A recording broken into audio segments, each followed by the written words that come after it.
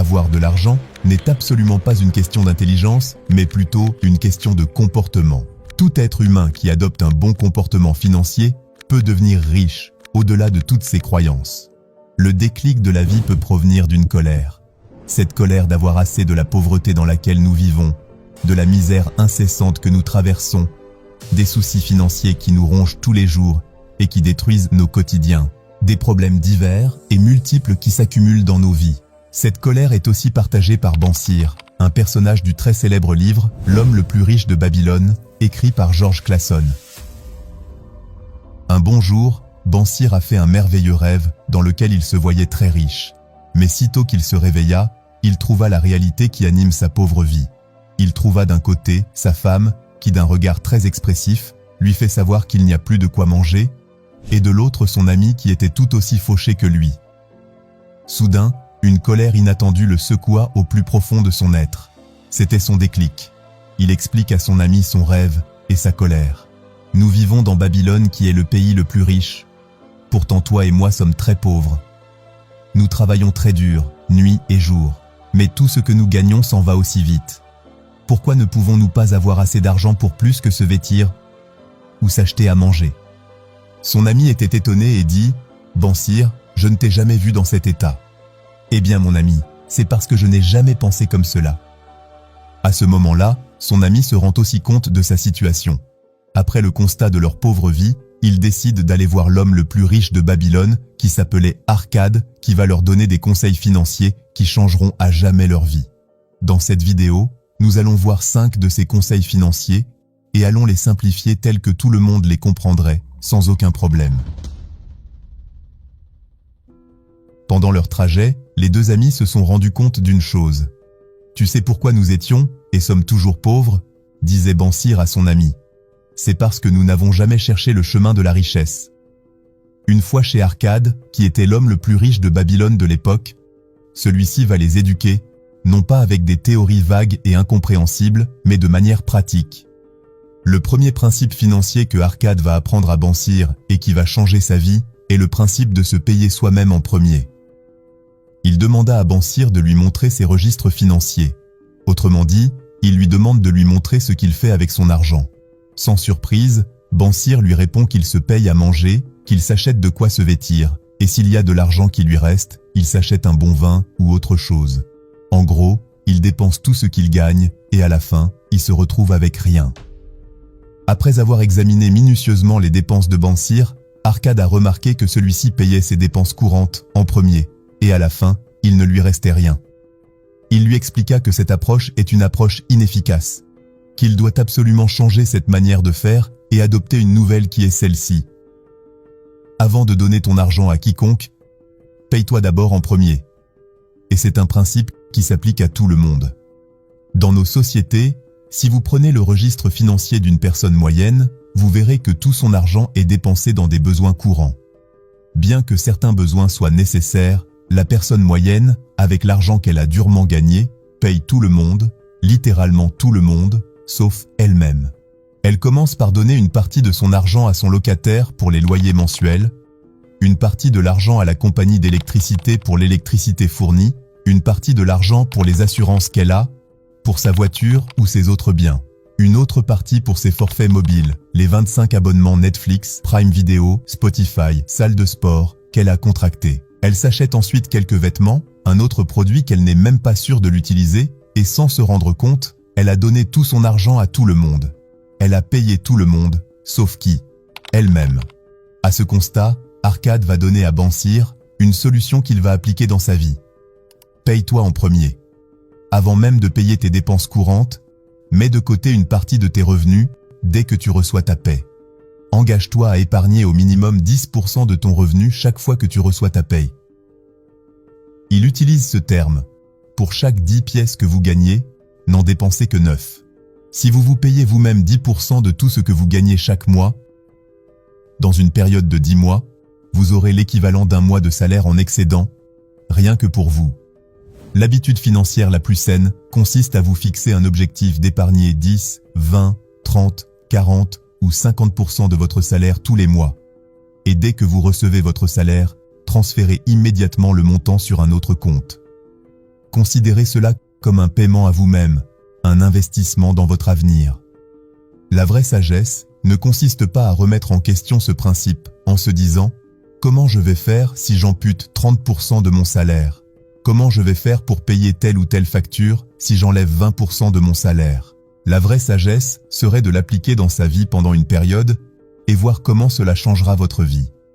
Parce que je vous garantis qu'en enlevant 20 ou 30% de votre salaire pour vous payer vous-même, dans le but d'investir dans votre avenir, vous allez trouver des moyens beaucoup plus créatifs de payer vos factures et tout autre besoin nécessaire en changeant simplement votre mode de vie. Et c'est l'objet du point suivant.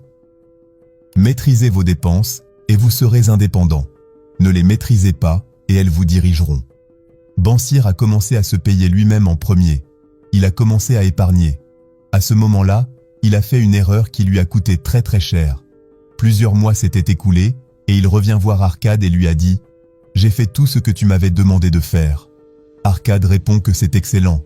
Mais la vraie chose qu'il voulait savoir, c'est qu'en a fait Bansir de ce qu'il a économisé. À quoi Bansir répondait « J'ai organisé des banquets et me suis permis des bons vins. » C'est là le piège dans lequel tout le monde tombe et qui les empêche d'accumuler une richesse suffisante pour ne plus avoir des problèmes d'argent.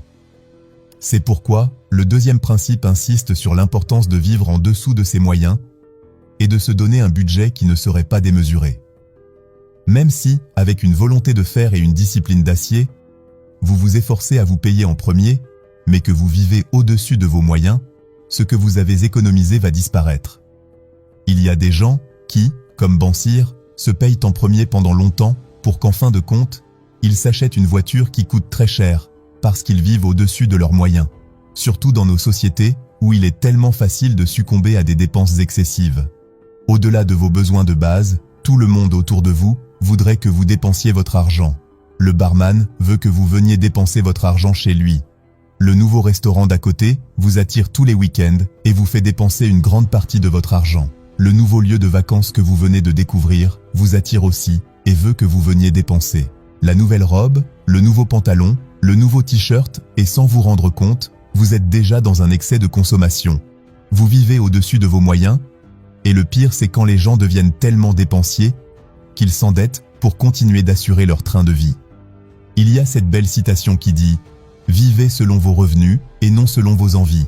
Parce que, peu importe qui vous êtes, si vous ne suivez que vos envies, non seulement vous n'allez jamais toutes les satisfaire, mais la poursuite interminable de ces envies va vous ruiner. Par contre, si vous contrôlez vos dépenses, vous serez en mesure de tirer meilleure partie de vos revenus. Puisque, dit-on, le secret de la réussite financière réside dans l'art de dépenser moins que ce que l'on gagne. Si vous avez des abonnements de services qui bouffent une grande partie de vos revenus, revoyez tout et désabonnez-vous de ceux qui ne sont pas essentiels. Établissez un budget solide et réaliste en réduisant vos sorties et les restaurants. Allez jusqu'à négocier en baisse vos contrats d'électricité, d'internet ou choisir d'autres forfaits mieux adaptés à vos besoins. Bansir lui aussi a compris cet enseignement et s'est résolu à contrôler ses dépenses et cette fois sans faille, il a pu économiser une petite fortune. Naturellement, il veut l'investir. Il a compris le troisième principe qu'il faut faire fructifier son argent. Économiser sans investir paraît peu logique. L'argent que nous avons longtemps travaillé pour obtenir doit maintenant travailler pour nous. Notez cette citation quelque part. L'argent est un outil très puissant. Il travaille pour celui qui le possède. Ouvrez juste un peu les yeux et vous pouvez voir que ce n'est pas du tout un hasard si les riches continuent sans cesse d'avoir plus d'argent, parce que l'argent qu'ils ont travaille pour eux. Ce n'est pas une règle qu'ils ont inventée. C'est une loi qui est aussi vraie que toutes les autres lois de la nature. Par exemple, celui qui a le plus de vaches dans un village va certainement avoir plus de lait que les autres qui ont moins de vaches que lui. Mais, attention, le danger qui constitue également la limite de cette loi, c'est quand l'argent est inutilisé. Il y a un proverbe qui dit « L'argent inutilisé se transforme en fardeau », alors que l'argent utilisé fructifie et grandit. Bansir est parti rechercher des opportunités d'investissement, et justement, il en a trouvé. Les opportunités d'investissement sont là, et ceux qui les cherchent les retrouvent. Mais, il a fait une erreur fatale qui allait multiplier tout son effort par zéro. Il a fait un mauvais investissement. Gare à ceux qui font des mauvais investissements, car leur effort sera vain. Il a fait une bêtise en investissant chez quelqu'un qui n'avait pas du tout une maîtrise de ce qu'il faisait. Dans sa grande mésaventure, il est parti voir Arcade pour lui expliquer ce qui s'était passé et la mauvaise fortune qui s'est abattue sur lui. Arcade lui dit « Tu dois être sage dans tes choix. Est-ce que tu ferais confiance au savoir d'un boulanger concernant des bijoux ?» Bansir répondit que non. Donc, n'est-il pas sage de dire que si tu veux des connaissances sur les bijoux, tu ferais mieux d'aller voir un bijoutier ? Bansir répondit par l'affirmatif. Voici ce que vous devez savoir. Économiser de l'argent n'est pas du tout facile. Ça paraît simple, mais pas facile.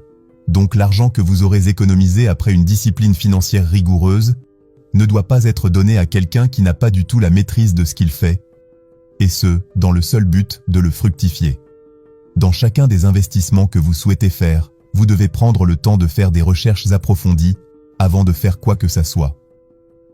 Ne négligez jamais ces petites choses qui paraissent d'emblée anodines, parce que ce sont elles qui feront toute la différence dans les résultats.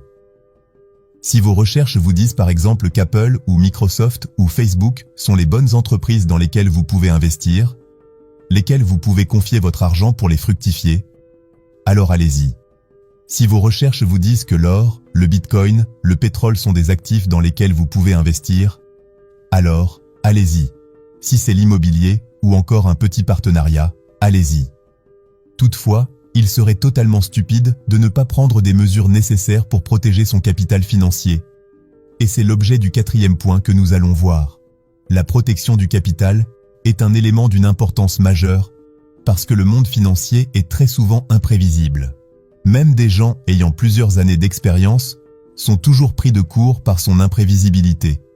De ce fait, le principe ici nous met en garde contre les risques financiers, comme par exemple les pertes d'investissement, les catastrophes naturelles, les crises économiques ou les accidents.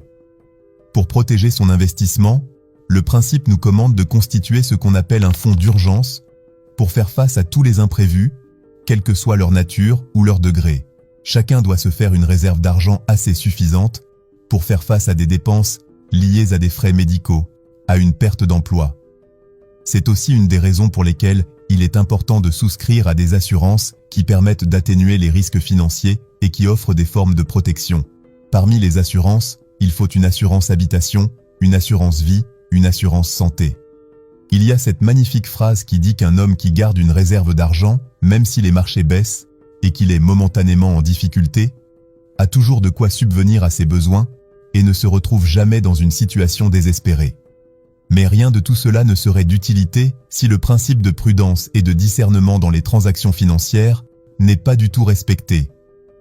C'est un principe qui, s'il n'est pas respecté, annule tous les autres principes qu'on vient de voir. Ce principe met l'accent sur le fait d'être attentif et le fait de prendre des décisions éclairées quand il s'agit d'argent. Il faut absolument faire preuve de vigilance, d'attention et un certain niveau de paranoïa quand il s'agit de l'argent que vous avez travaillé durement pour avoir. Ces précautions vous permettent d'éviter les arnaques financières, vous obligent à faire des recherches avant d'engager votre argent.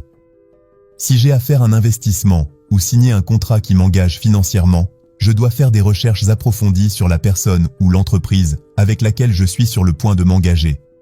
Je vais chercher des avis, des témoignages, s'il y en a. Je vais demander, chercher conseil auprès des professionnels pour toutes les décisions financières importantes. Bansir a suivi chaque principe et est devenu un homme très riche et prospère. Il a littéralement changé sa situation financière. À la fin, il a voulu donner ses conseils à un groupe de personnes. Parmi elles, beaucoup étaient sceptiques. Mais les rares qui ont suivi ses conseils sont devenus, elles aussi à leur tour, très riches. N'attendez rien pour mettre en place ces 5 principes.